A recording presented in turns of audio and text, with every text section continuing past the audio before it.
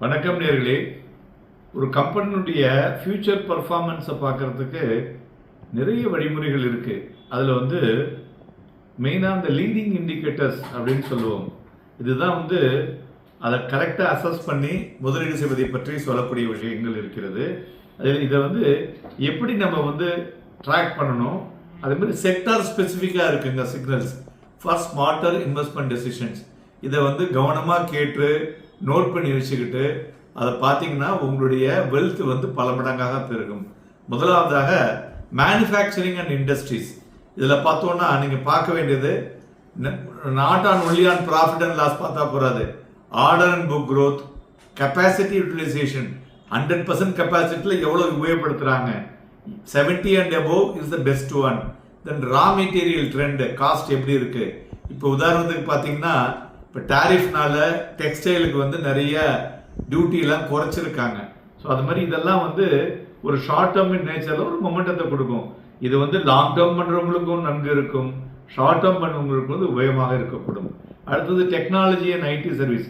இதில் பார்த்தீங்கன்னாக்க எத்தனை கிளைண்ட்டை அவங்க வின் பண்ணியிருக்காங்க, எத்தனை டீல் பைப்லைனில் இருக்குது, எம்ப்ளாயினுடைய யூட்டிலைசேஷன் ரேட், அதுதான் EUR அப்படிம்பாங்க.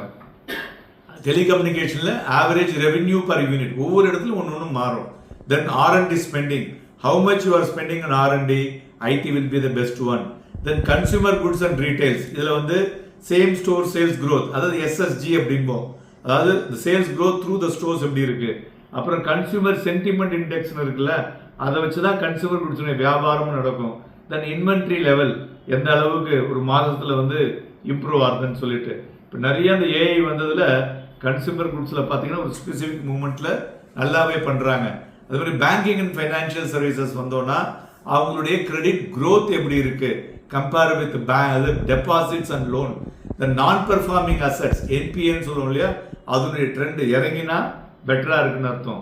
மூன்றாவது டெபாசிட் க்ரோத், இது BFSIயில் பார்க்கணும்.